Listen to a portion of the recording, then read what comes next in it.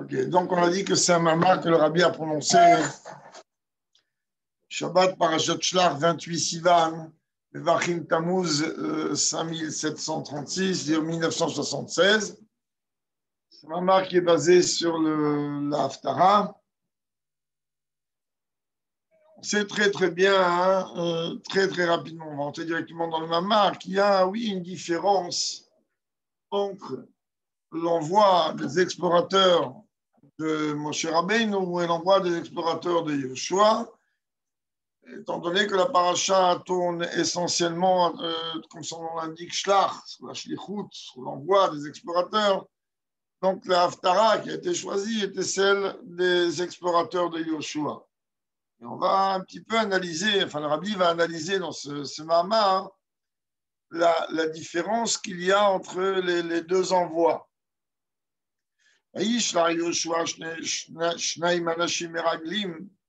Yoshua, il a envoyé deux hommes, deux espions, deux explorateurs, si on veut.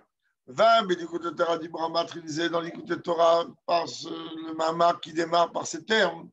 Achil, ben Amrak, Dimshal, Yoshua, Lamram, Dimshal, Moshe. La différence qu'il y a entre les explorateurs que Yoshua a envoyés face à ceux que Moshe a envoyés. Première différence, concernant les explorateurs que Moshe Rabbeinu a envoyés, il écrit on voit pour toi, hein, c'est-à-dire à ta connaissance à toi, Dieu lui dit, moi je ne t'ordonne pas.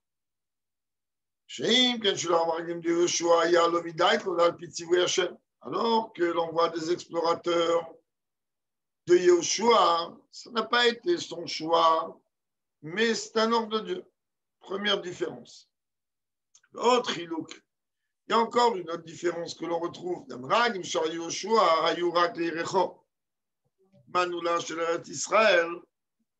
Que les explorateurs, quand envoyé Yehoshua, ils ont été qu'à Jéricho. Jéricho était post-frontière, donc ce qu'on appelle le cadenas. C'est-à-dire qu'à partir du moment où on peut passer par là-bas, alors on peut rentrer dans tout Israël. Si on ne peut pas passer par là-bas, alors on a tout un problème, on peut passer par ailleurs. Il y a des États où être Kolaretz. Donc par le biais de Jéricho, ils ont pu donc explorer la terre. Alors que les explorateurs qui ont envoyé Moshe Rabbeinu, eux, ils ont été donc ils ont exploré toute la terre en long et en large. Alors que à travers Yericho, c'était leur manière, les explorateurs de Yoshua, d'avoir exploré toute la terre. Écoute, à Tabio basé, plein des points que l'on peut expliquer par rapport à cela. Il est le suivant. C'est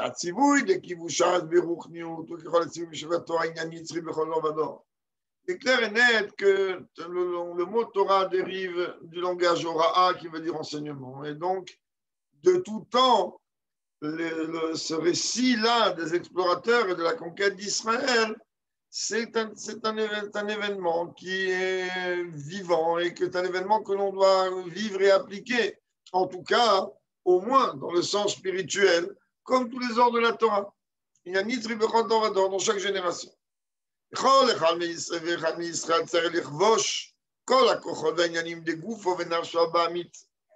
chaque juif a le devoir en vérité de conquérir toutes les forces et tous les sujets de son corps et de son âme animale, ce que l'on appelle Eretz Kenan, c'est-à-dire que le Kenan est lié avec les dimensions de commerce. Mais la Sotam Kelim Lelokut, Eretz Israël, et de prendre toutes ces forces-là, les transformer pour en faire des réceptacles divins, c'est-à-dire Eretz Israël. En deux mots, transformer Eretz Kenan en Eretz Israël. Ça, on peut comprendre. Quelle différence il y a dans l'âme de l'homme, la ville de Jéricho face à tous les autres. Jéricho vient du terme réach. On sait très bien que Mashiach il va mourir Vedaïn, il a là-bas dans Sanhedrin. On ne verra pas là-dedans pour l'instant, mais dimension de Réach, c'est-à-dire l'odorat, l'odorat réveille en vérité les. Pardon? Oui. Donc c'est pour ça qu'il dit que c'est comparé, d'après la Kabbalah, aux levushim de l'âme. C'est-à-dire un marshava et dibour maaseh. C'est quelque chose d'extérieur. Je vais sentir quelque chose qui est extérieur. Mais quand même, de cet extérieur, quand il va rentrer en moi, alors il va agir ce qu'il doit agir. C'est pour ça que, donc, d'après la Chassidut et la Kabbalah, Yericho représente les trois vêtements de l'âme qui sont pensés paroles et actes. Yericho, mais la chandrea, velevushim, sharim l'ereach. Comme il dit le Zohar avec l'odeur des vêtements. Mais d'une façon concrète, donc Yericho représente les vêtements. Maintenant, quand aux 7 nations, ça c'est quelque chose que tout le monde connaît. Les 7 nations qui résidaient en Eretz Kenan, elles sont comparées aux 7 midot.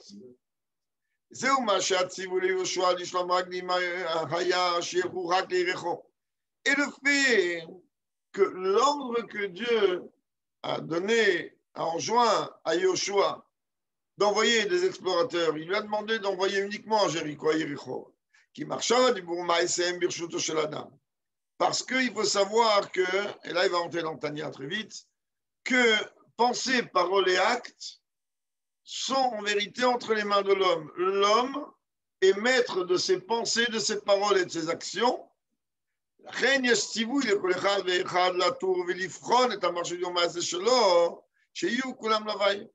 Donc chacun a l'obligation de venir faire attention à ce que ses paroles, pensées et actes, elles soient conformes à la volonté de Dieu. Et ces dimensions-là, comme il va l'expliquer longuement tout le long du Mahamar, même si ça nous paraît quelque chose de difficile à gérer, on va voir que oui.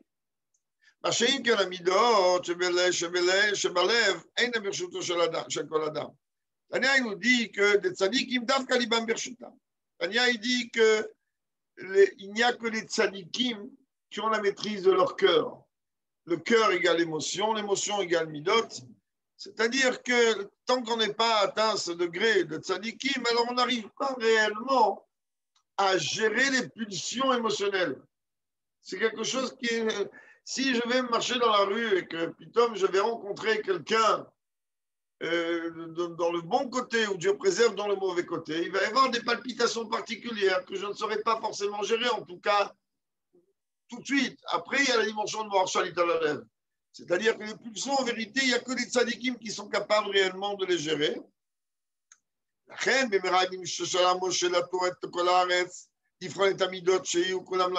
Et donc, lorsque nous parlons des explorateurs que Moshe a envoyés, il les a envoyés explorer toute la terre. Donc, c'est la dimension du travail des midot, c'est-à-dire vérifier si les midot, elles correspondent à la volonté de Dieu ou pas.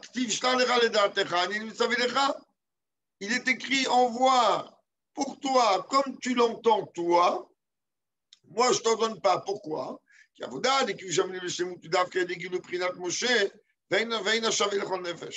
Parce qu'on ne peut réellement arriver à conquérir nos pulsions, à conquérir nos émotions d'une façon parfaite, le Rabbi le dit.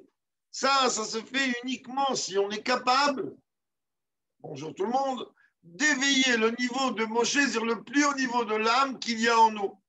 Et ça, hein, chacun il est capable d'élever d'une façon différente de l'autre, c'est-à-dire, et encore, pas tout le temps. Il y a quelqu'un qui va réussir à éveiller ce niveau plus haut de l'âme qu'au moment de la Neila de Yom Kippour, c'est beaucoup plus facile. Un autre, il va réussir à le réveiller, peu importe à quel moment. Donc, ce n'est pas en vérité, ce n'est pas donné à tout le monde du même niveau qu'on demande.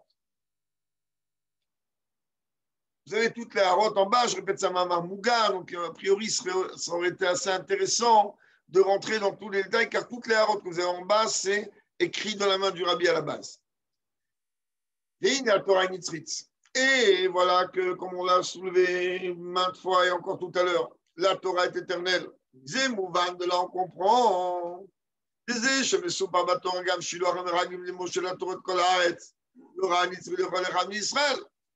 Ah, tu viens de me dire il y a 2 minutes que travailler les midot, c'est quelque chose qui, en vérité, n'est pas donné à la portée de tout le monde et de la même manière.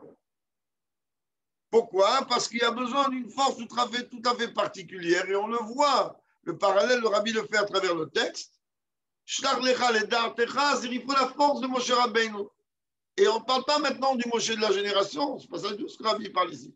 Rabbi il dit, étant donné qu'on sait que chacun il a en lui une parcelle de la Neshama de Moshe Rabbeinu, alors dans ce cas-là, lorsqu'il va réussir à réveiller chacun d'une façon différente ce niveau-là, hein, alors il va réussir à travailler ses midot d'une façon différente. J'ouvre une parenthèse qui est obligatoire, sinon beaucoup vont un petit peu se demander de quoi on parle. La Gemara, elle dit, c'est aussi dans Sanhedrin, que Moshe Rabbeinu, il est venu dire Ve'ata Israël, ma Hashem, le Tanya le rapporte, ma Hashem Eloker Hashem Meimach, ki im leir'a oto. Moshe Rabbeinu dit au peuple juif, qu'est-ce que Dieu il attend maintenant de vous? Une seule chose, craindre Dieu. La Gemara demande, quoi, la crainte de Dieu, c'est une chose si banale, si petite, si basique, que c'est comme si je dirais, écoute, je demanderais juste 2 trillions de dollars. Comment ça marche? Alors la Gemara elle répond, en vérité, étant donné que chacun il a une parcelle de la légende de Moshe Rabbeinu, alors par ce route-là, il est capable à son niveau d'éveiller le niveau de crainte à son niveau. C'est un petit peu ce que le Rabbi dit ici. Le Rabbi il comprend. Le shlach lecha, quand on est en train de parler du kibouche des 7 midot, alors en fonction de comment chacun il va éveiller le niveau de Moshe Rabbeinu qui est en lui, alors il va pouvoir conquérir un attribut émotionnel ou 2 ou 7 ou peu importe à quel niveau, à quel degré. Et donc on comprend de quoi que nous avons l'obligation de cela, peu importe qui l'on est, puisque la Torah, elle n'est pas un enseignement donné qu'aux tzadikim, bien qu'on l'a dit plus haut, que tzadikim nibam mirshutam, qu'il n'y a que des tzadikim qui sont capables de gérer et de dominer totalement le cœur. Malgré tout, on a ce travail-là à accomplir. Et en vérité, on comprend cela tel qu'il est rapporté dans Tanya au chapitre 14, quand il parle là-bas de tzadik et de Benoni, on parle ici comme on du Benoni du Tanya, que le travail essentiel des Benonim, il est essentiellement à travers les vêtements de l'âme. C'est-à-dire que le Benonim, il travaille essentiellement leurs pensées, paroles et actes.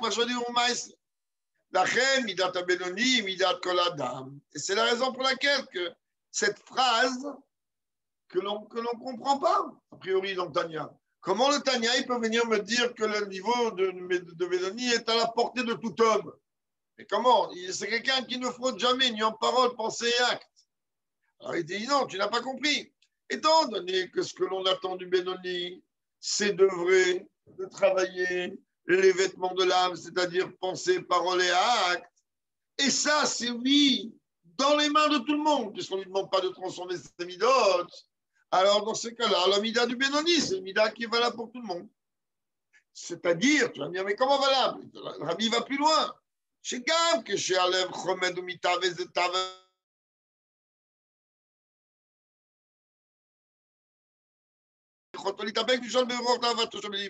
Si le Yetzirara, à ce moment-là, il va venir proposer à l'homme, aussi bien dans vos paroles, pensées et actes, quelque chose de négatif. Alors oui, on a la possibilité de rejeter ça. On a la possibilité de dire on ne veut pas. Chez l'eau, l'argent va déraser personne. Et donc, ça veut dire quoi on ne veut pas? Il m'a envoyé la pensée. Alors, on a déjà parlé maintes fois que la pensée, elle n'est pénalisable qu'à partir du moment où on l'accepte, à partir du moment où on la laisse rentrer et à partir du moment où on la laisse mijoter dans la tête. Parce que tu ne peux pas venir te plaindre, comme on a vu d'ailleurs le Tanya dit clairement un peu plus loin. Il dit celui-là qui se plaint des pensées étrangères qu'il peut avoir dans sa tête, c'est quelqu'un qui est un orgueilleux. Pourquoi? Parce qu'il se prend pour un sadique. Parce que à partir du moment où tu es plus bas qu'un sadique, tu as forcément un Yetzirara dans toute sa virulence. Et un Yetzirara dans toute sa virulence, eh ben, il ne va pas te lâcher. Matin, midi et soir. Il va, comme on dit dans le langage courant, te pourrir la vie. Mais d'une façon concrète. Par quoi il va commencer? Le Yetzirara, ce n'est pas un bonhomme avec des cornes et une grande queue, qui t'attrape et qui vient faire une avéra. Il va envoyer à l'Evromède, il va envoyer à l'intellect des désirs. Et dans ce cas-là, il va, vous croyez quoi? Qu'il va s'arrêter d'envoyer? Il va passer son temps à envoyer. Alors, il comprend. Puisque, malheureusement, ça commence par là, l'Evromède. D'accord. Et qu'en vérité, le Yetzirara, il envoie les pensées.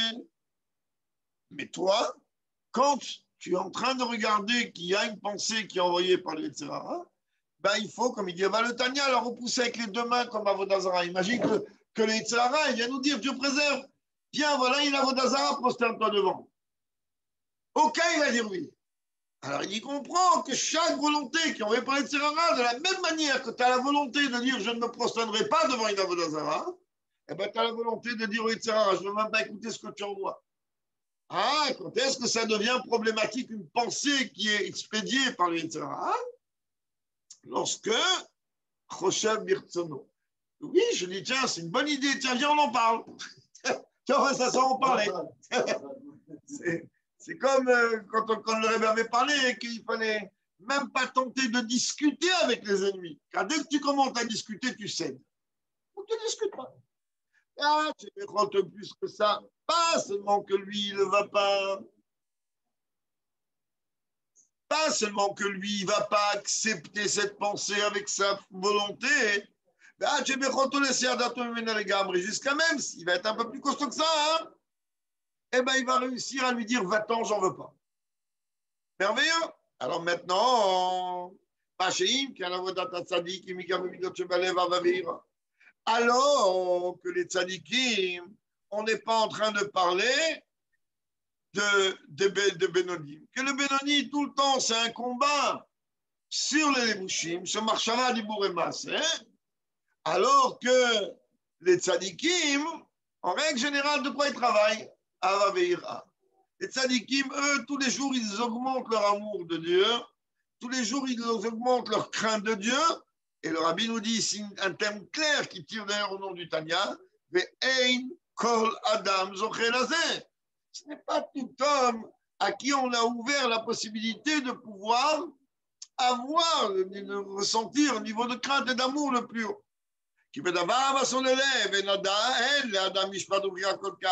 Parce que dès qu'on est en train de parler de dimension émotionnelle, alors il faut savoir que ce n'est pas, l'homme, il n'a pas un réel libre arbitre là-dedans. Il y a besoin, tu ne peux pas venir demander à quelqu'un, j'entendais parler tout à l'heure de batterie de voiture électrique, tu ne peux pas venir demander à quelqu'un de prendre une Porsche qui est hybride avec une batterie, lui mettre une petite batterie, une pile d'un volt 5 et lui dire vas-y avance. Ça ne peut pas marcher. Il y a besoin d'une batterie qui correspond à la Porsche ou qui correspond à la BMW ou qui correspond à je ne sais pas quoi. Donc il dit, Rabbi dit que ce n'est pas réellement donné à qui veut le libre arbitre dans ça. La chafa pique mais malgré tout, ne crois pas que tu es dispensé. Malgré tout, n'oublie pas ce que la Gemara dit là-bas, comme on parle, c'est après lequel le Tanya il démarre. Quand on vient, on demande à chacun, on le fait jurer, soit un tzaddik.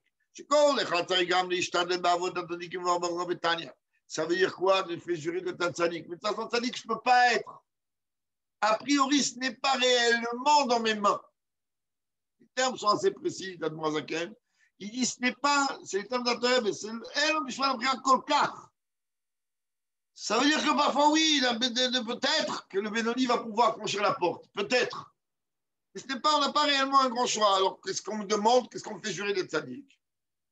Tu as expliqué que Mashbim, ça vient du Masbim, que le fait de me jurer, c'est me donner les capacités, c'est me rassasier, me donner les forces qu'il faut, comme c'est expliqué longuement dans le Tania, c'est-à-dire tendre vers ce niveau-là, de la même manière qu'aujourd'hui, que vous croyez quoi? Des Benoni, il y en a combien dans le monde? Mais on nous demande de tendre vers ce niveau-là. Alors quand de temps en temps, on arrive à maîtriser nos paroles, pensées et actes, alors on est en train de tendre vers la voda du Benoni. On tend vers ça. Et c'est pareil, plus haut quand on est demandé de tendre vers le niveau du tzaddik. Yesh, Lomar. Et par rapport à cela, on peut dire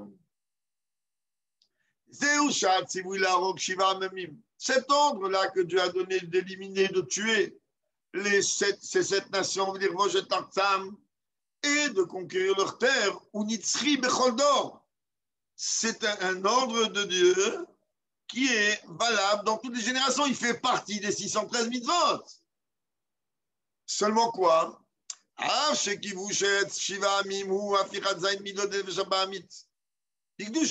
puisque c'est valable de tout temps, et on n'a jamais vu qu'aujourd'hui, on a l'obligation de prendre des armes et d'aller tuer tous les gens du nord au sud et de l'est à l'ouest, Ben Kalmakom, bon, tout état de cause, la traduction de cette mitzvah, au moins dans son sens spirituel, elle est qu'on a l'obligation de conquérir cette terre de cette nation, c'est-à-dire de transformer les 7 mitzvot de mon âme animale en Gdusha.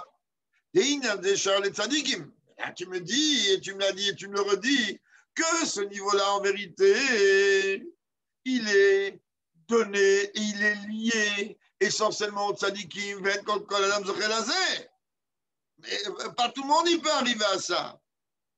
Pas tout le monde il est capable réellement de réveiller l'amour et la crainte. On le voit bien. Regarde comme ça vaguement un petit peu une découdade dans la hara en bas. Je répète la route, il faudrait les faire parce que vraiment c'est un mamar mouga. Mais c'est toute la découdade. On sait très bien que tout le Tania est basé sur un verset de la Torah. Ki karov elecha davar meod beficha uvilvav la soto. Il dit mais en quoi c'est karov? Qu'est-ce que tu es en train de dire à tout le monde que karov elecha davar meod, ce que le rabbi dit dans la hara 18? Et comment tu es en train de me dire que c'est tellement karov? Elle dit non, tu sais ce qui est karov? C'est la soto. C'est la asiya. Bien que beficha ou vilvafra, c'est marshava et dibour. Là, c'est maasé, mais quand même, si tu n'arrives pas à travailler, marshava dibour au moment maïs. Mais quand même, bien que nous, on n'est pas au niveau des tzadikim et que nous, on n'est pas capable réellement de transformer totalement et entièrement les 7 midot de Nefesh Habba, mitan Kedusha, כל אחד ואחד מישראל צריך לעשות כל מה שביכולתו, לקיים את 300 מידות לצדיק. Eh ben, on te dit, ben, c'est pas grave, mon chéri. Tu vas maintenant travailler, œuvrer pour accomplir le serment qu'on a fait jurer à ta neshama avant de descendre, et donc de tendre vers cet avoda. Ça veut dire de travailler à un point tel que tu vas en vérité arriver à tendre vers ce niveau du tzaddik. En fait, d'avaveira, d'amour et de crainte. C'est où Mashegam Asipo, et le fait que le récit de l'envoi des explorateurs par Moshe d'aller explorer la terre, toute la terre, est écrit dans la Torah, et le mot Torah dérive du langage Torah qui veut dire enseignement.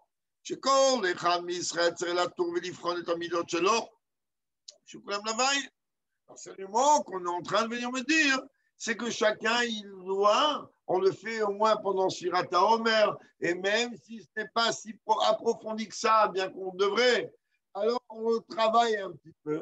Il est du devoir de chacun de venir analyser les midotes, ces midotes, et regarder est-ce que toutes ces midotes, elles sont en vérité dirigées vers la volonté de Dieu.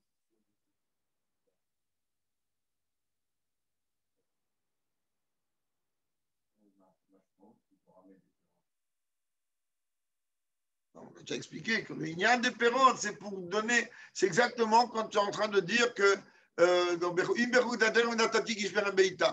Les pérotes, c'est pour venir te dire qu'il y a oui une récompense dans ton travail dans le kibouche.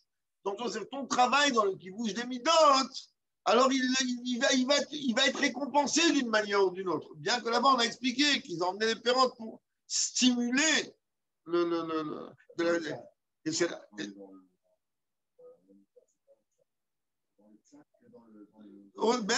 dans les midotes. Dans les midotes, on aura de te dire quoi? De te faire comprendre que tu dois tendre vers le niveau de tes tzadikim. Il n'y a pas une dimension plus belle que ça. Que tendre vers Mer Kulam tzadikim, que tendre vers ce niveau-là. Et là, Shafal Piken Memran, il y a un objectif, seulement, même si en vérité, chacun d'entre nous, il se doit donc d'analyser, de travailler ces midotes pour transformer les midotes de l'Eveshabahamit et les élever dans la Gdusha, quand même on voit que Dieu dit à Moshe Rabbeinu, envoie pour toi, suivant ton désir à toi, ta connaissance à toi, moi je ne t'en donne pas. Parce que le Ikar du travail d'un juif dans ce monde, il est de maîtriser ce qu'il est capable de maîtriser. Il y a des choses que je ne peux pas faire. Et d'ailleurs, on sait très très bien, je ne vais pas maintenant rentrer, ce n'est pas un Fabien, il y a tellement à parler sur ça. En vérité, on sait très très bien que tous ceux qui font de la psychologie et de la psycho, je ne sais pas trop quoi, ils savent très très bien qu'un homme, quand il se trouve prisonnier de certaines pensées, ou il se trouve prisonnier de certaines choses dans son esprit qui le dérange, alors la Nekuda, elle est qu'il comprenne qu'il doit aller au Manoul, Saïrecho. C'est-à-dire qu'il doit mettre un cadenas et dire ça, je ne peux pas traiter de toute manière. C'est pas dans mon ignan à moi. De toute façon, je ne peux pas traiter. J'ai devant moi un problème que je sais que je ne peux pas traiter. Ah. Non, là, tu vas comprendre encore autre chose. Le Manoul. Oui. On avait sauté quoi? Ce que tu peux. Ce qu'il a dit, comme Marshall du Maïs, eux, ils sont donnés dans les mains de l'homme. Mido, tu ne peux pas. Alors, stop, tu sais très bien que tu ne peux pas. À partir du moment où tu sais que tu ne peux pas, parce que ce n'est pas dans tes mains, hein, tu ne peux pas gérer ton cœur. Alors, arrête de te casser la tête matin, midi et soir, à vouloir te battre contre des choses que tu ne peux pas. Viens travailler les choses que tu peux. Or, qu'est-ce qu'on fait, nous, à chaque fois? On se focalise sur ce que l'on ne peut pas. C'est exactement comme quelqu'un qui arrive devant un examen et il a 30 questions. Le basique de quelqu'un qui va passer un examen avec 30 questions, c'est d'abord de lire toutes les questions. Et le plus élémentaire, ce serait d'abord de répondre aux questions les plus faciles. Et après qu'il a répondu aux questions les plus faciles, il va se mettre à se gratter la tête pour essayer de trouver une réponse aux questions les plus difficiles ou aux questions sur lesquelles il aurait plusieurs formes de réponses et que lui, il doit trouver la plus juste. Mais tu t'imagines, si le bonhomme, il va commencer dès la première question, et que on va imaginer que la première question, elle est plusieurs propositions, et qu'il va se casser la tête pendant 3/4 d'heure, ben, il va rendre la feuille blanche. Et c'est ça tout un écouda de la différence qu'il y a. Si c'est une écouda, on va le voir, entre Yericho et Shvaramim. C'est l'une des différences fondamentales qu'il y a. Le Icar, il est de conquérir pensée, parole et acte, ce qui est à ma portée. Arrête de vouloir te battre, les mêmes idoles, elles sont comme ça ou elles ne sont pas comme ça. Travaille déjà ce que tu peux travailler. Si tu arrives à travailler par pensée, parole et acte, waouh, tu es déjà un homme merveilleux. Et après, tu verras que les midot, tu vas pouvoir les transformer au fur et à mesure.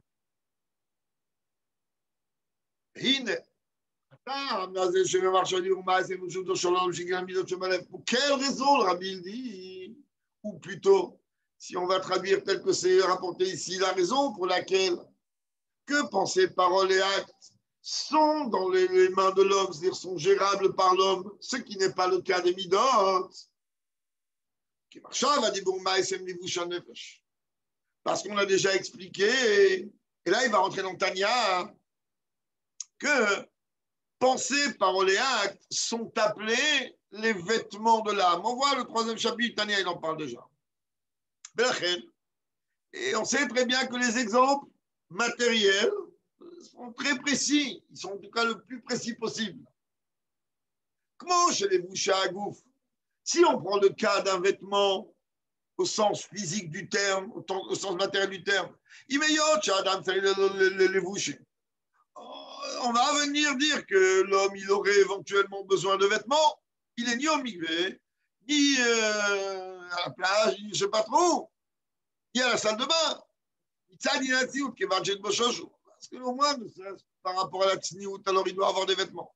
Les gars, ou bien,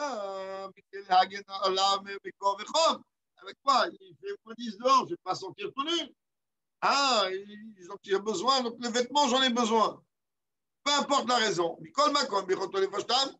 Même si j'ai besoin, je suis habillé. Mais qui m'empêche à moi de retirer mes vêtements quand je veux? Personne. Je peux faire ce que je veux. Et en plus de ça, qui m'a dit que moi j'ai besoin justement des vêtements que je porte aujourd'hui? Bon, bref, je change tous les jours de vêtements. Même si chez moi, ça ne se voit pas trop parce que j'ai toujours des chemises blanches et des pantalons bleus ou noirs. Mais ça, on change tous les jours grâce à Dieu. Alors il dit, qui te dit que tu as besoin aujourd'hui de garder Ok, aujourd'hui, tu as mis une chemise à manches courtes. Demain, il fait froid, tu vas mettre un pull. Après, demain, il est comme ça, tu vas mettre un polo jaune. Après, tu vas mettre un chemise avec moi. Ou bien, quand on a dit, à n'importe quel moment, les vêtements, tu peux les changer quand tu veux. Alors, il dit, comprend bien que l'exemple, il est précis aussi par rapport aux levushim de l'âme, aux vêtements de l'âme. C'est pareil qu'on est en train de parler de pensée, parole et acte de l'âme. Car les levushim, c'est Charles Pochtam. Allez, comment le rabbi est précis ici. Il regarde, tu peux avoir une maîtrise totale de ce que tu dis et de ce que tu fais. Vous voyez bien que là, le rabbi, il a mis de côté, on va le voir tout de suite, la pensée. Il dit, dire, tu peux te retenir. D'ailleurs, c'est une des règles des lois du Lachon Hara. Tu n'en peux plus pour dire. Tu te retiens. Il n'y a pas quelque chose de plus grand que ça. Alors tu peux maîtriser ta parole. L'action, encore plus. Elle t'oblige à faire. Alors, la Bible dit comprend. De la même manière qu'un vêtement, en vérité, tu n'es pas obligé de garder le même vêtement. Et que tu peux ne pas mettre de vêtements du tout. Et que tu peux en vérité transformer, etc. De la même manière dans les vêtements de l'âme. Comprends que paroles et actes, tu peux les gérer totalement. Tu peux les enlever. C'est-à-dire que dès que le Yetzirah va m'envoyer pour aller dire une bêtise ou pour aller faire une bêtise, je peux dire non. Et ça, c'est vraiment donné à la portée de tout être humain. Non, c'est dire non qu'on veut, oui. Très bien. Gam Marshava chez Ibit Midout. Maintenant, peut-être, c'est beaucoup plus dur de gérer les pensées, car les pensées, c'est du non-stop. Le cerveau, il n'arrête pas. Comment tu fais? Eh ben, on sait très très bien qu'il y a un clan en Chassidout. Comment on fait quand on est inondé de pensées étrangères? Même si on n'est pas inondé, comment on fait quand on a une pensée étrangère qu'on veut enlever? Alors il y a des chachamim ou des chachmologues, comme on dit, qu'ils disent, je vais combattre cette idée. Très vrai. Plus on combat l'idée, plus on la nourrit. C'est-à-dire, plus on va combattre l'idée, j'ai appris plusieurs fois cet exemple, c'est exactement comme si, par erreur, est tombé dans une baignoire du liquide pour faire du bain mousse, mais une quantité trop grande, plus tu vas remuer l'eau pour pouvoir retirer le liquide, et plus ça te suffit parce que tu as de la mousse qui va monter jusqu'au plafond. C'est exactement pareil une pensée.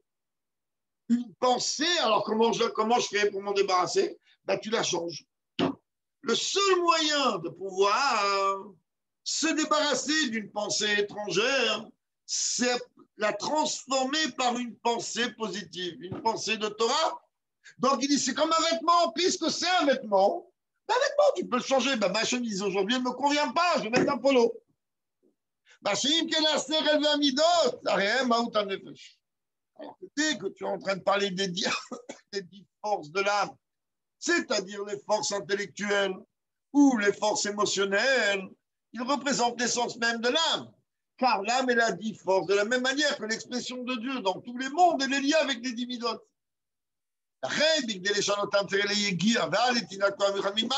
Tu crois que quoi?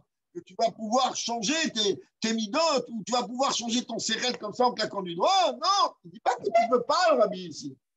Rabbi dit ici qu'il y a besoin d'une yégia, il y a besoin d'une fatigue, d'un travail gigantesque, laborieux, mais plus que ça, tu as besoin que d'en haut, un arrière-grand-père il vient aider, ou tout simplement Dieu lui-même qui vient aider. Moi, j'ai commencé par l'arrière-grand-père avant de dire Dieu, hein, tout simplement parce que c'est connu que très souvent, Baruch Hashem, on dit Sroutavot, mais comment il s'est sorti de la boue de laquelle il est celui-là? Ben oui, son grand-père qui était là-haut, il a tapé sur la table, il a dit moi je desrouille, je ne vais pas laisser mon petit-fils comme ça. Donc, Rabbi dit, alors là, on donne une force particulière. Là, tu peux peut-être changer tes forces. Yes, remarque. Ça, on peut dire. Il y a des marchands qui disent que ce sujet qu'on est venu expliquer que parole, pensée, parole et acte représentent les vêtements de l'âme. Ou gam, atamim, alze, shaïn, dans les marchands du maïs, et nos gaillotes mamidot. En vérité, il faut savoir que pourquoi on est en train de venir nous donner l'accent, la capacité en fait de gérer pensée, parole et acte. Alors de la même manière que Dieu il a mis en nous la capacité de gérer pensée, parole et acte, il avait qu'à tout simplement nous mettre en nous la capacité de pouvoir gérer les midotes. C'est Dieu qui a créé l'homme, c'est Dieu il y a une notice. En vérité, c'est ça encore une fois, il revient encore sur ces tania-là, qui sont les tania de base, qu'il faut connaître par cœur. Il dit en vérité, parce que penser, parole et acte, c'est beaucoup plus important que les midotes elles-mêmes. Comment? Haïno, ça veut dire. Le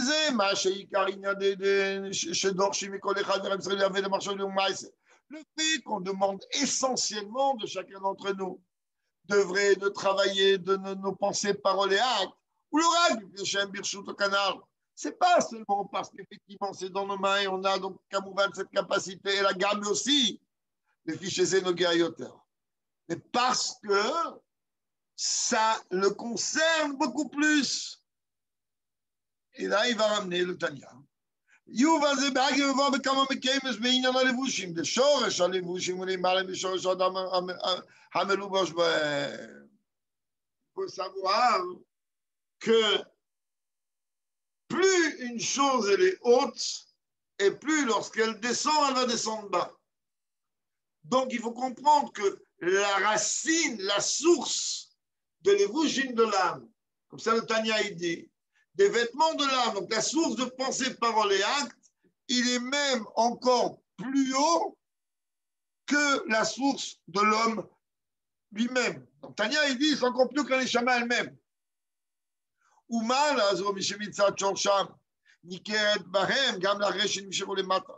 Et cette spécificité de la grandeur, de la source de pensée, parole et acte, même lorsque ça s'exprime en bas dans un corps, alors ça s'exprime avec tel que c'est-à-dire des éoumash, le fait qu'on est venu expliquer que les vêtements au sens matériel du terme, ce sont des choses qui recouvrent l'homme. Moi aussi, et un vêtement, quand tu vas venir mettre ton costume 3 pièces ou lorsque tu vas mettre ton surtout, ou peu importe ce que tu vas mettre, il est clair et net que la façon de s'habiller va donner une personnalité particulière, donc va embellir l'homme, comme c'est marqué là-bas, pourquoi lui, il les appelle ça en vérité la dimension qui donne le kavod à l'homme. Les fiches parce qu'en vérité, ce qui peut donner réellement une grandeur particulière à l'homme, ben, c'est ce qui est infiniment plus haut que lui. Et infiniment plus haut que lui, c'est justement la source de ces 3 dimensions qu'on demande à l'homme de travailler. De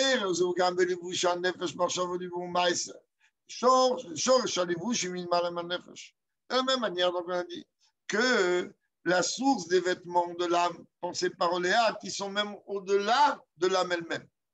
La reine, elle est des marchands du et donc automatiquement, lorsque l'on va œuvrer en utilisant notre pensée pour la Torah, notre parole pour la Torah et nos actions pour la Torah et pour les 613 mitzvot, Shrem, Alevushim de Nefesh Elokit, qui sont donc les vêtements de l'âme divine, Na, c'est Aliyah Ben Shama. Ça va faire quoi? Ben Neshama, elle va trouver une élévation.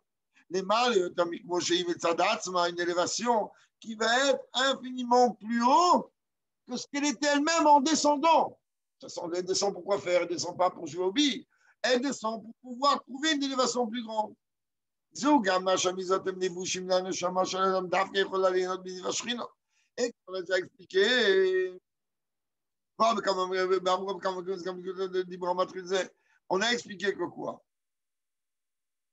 La Neshama, quand elle arrive là-haut, on a déjà expliqué ça maintes fois, elle ne peut rentrer au Gan Eden qu'à partir du moment où elle a l'étude de la Torah. Peu importe si on va prendre ça en sens basique du terme, c'est-à-dire l'étude de la Gemara, de la Torah orale, de Talmud, ou de Pashtut, ou de Pshitut, ou on va le prendre au sens beaucoup plus général, le Talmud, c'est-à-dire son étude en général dans ce monde. Bon, en tout cas, le Easy Pass du Gan Eden, il est en vérité l'étude de la Torah. Mais il y a une chose que l'on peut obtenir que dans ce monde. La Neshama, elle ne descend pas dans ce monde pour étudier la Torah. Là-bas, elle a mieux. Qu'est-ce qu'elle va trouver? Elle va trouver ici-bas une yeshiva beaucoup plus grande que celle qui est en haut. Certainement pas. Elle descend chercher des pierres précieuses. Elle descend chercher des diamants. Elle descend chercher des perles rares qui ne se trouvent pas en haut. Et c'est quoi les perles rares qui sont pas en haut? C'est les mitzvot. Et les mitzvot, eux, elles sont en vérité, c'est pour ça que tu préserves dans le cimetière, on ne laisse pas les tzitzit dehors pour ne pas être avec l'arrache.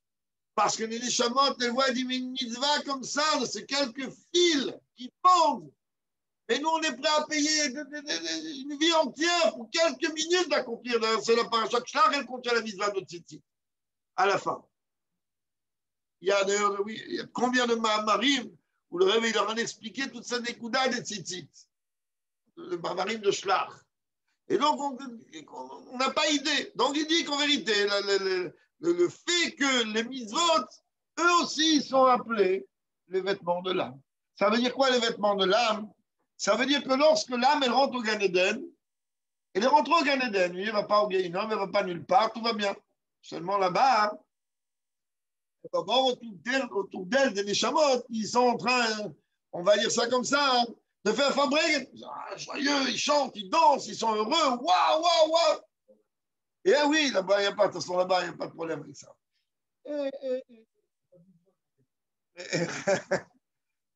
Et alors lui, il regarde, il dit, je comprends rien. Mais pourquoi ils sont tous comme ça, tellement big palout? Il dit, mais quoi, tu vois pas le dévoilement de Dieu? Ah, je vois pas. Ben, tu vois pas. Comment on obtient, le rabbi dit ici dans le Mahamar, comment tu obtiens les lunettes 7D ou 10D pour pouvoir voir le Ziv Ashrina, c'est uniquement à travers les mitzvot, c'est aussi les levushim de l'âme. Donc elle va rentrer grâce au Gan Eden. Mais si elle n'a pas fait de mitzvot, grâce aux l'étude de la Torah au Gan Eden, mais si elle n'a pas de mitzvot, elle ne va pas pouvoir profiter de voir ce que les chamots voient là-haut. Donc il y a besoin de deux. Et comment en vérité on travaille?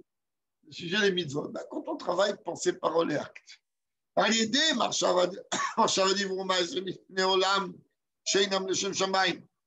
que, étant donné que je suis beaucoup plus propulsé à avoir dans mes pensées des choses qui sont liées avec les choses du monde et dans mes paroles et dans mes actions.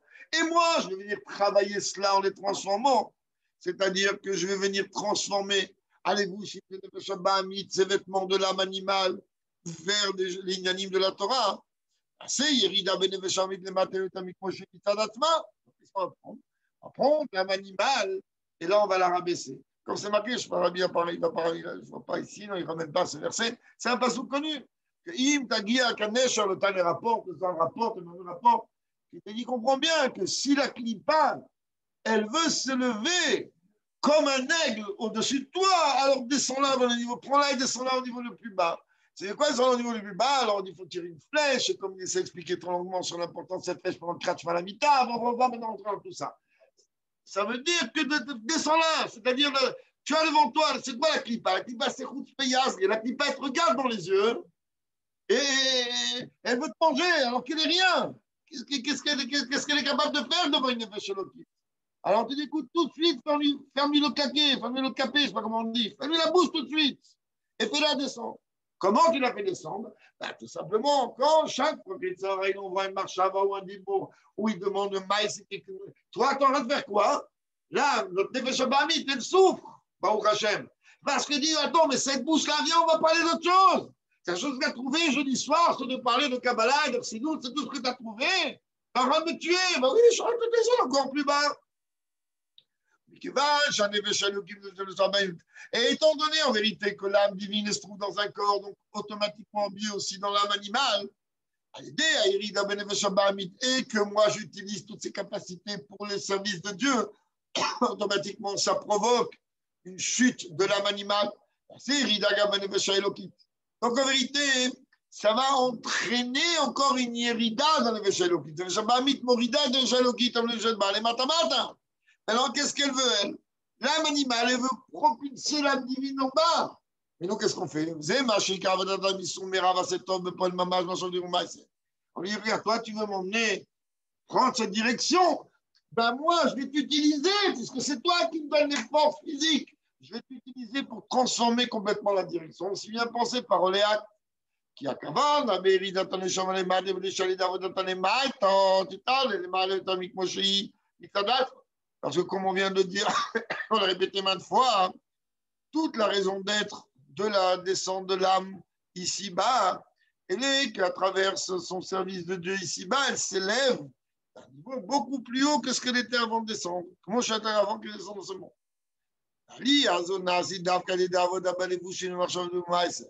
Où la Neshama trouve l'élévation la plus grande à travers le travail de la transformation des vêtements de l'âme qui sont pensés par les actes.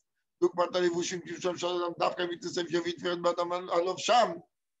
en parallèle aux vêtements, tout simplement, au sens matériel du terme d'un homme, que les vêtements d'un homme lui redonnent de la gloire, lui donnent d'une personnalité, etc. C'est un niveau complètement différent. Et c'est ça, en vérité, que Yericho est appelé le cadenas, la ville frontière, c'est-à-dire très stratégique au niveau militaire. Alors, j'allais aider à Avoda de Surmerav à 7 ans, mais Marshall dit, bon, qu'à travers le service de Dieu, de s'éloigner du mal et de faire du bien dans pensée, parole et acte. En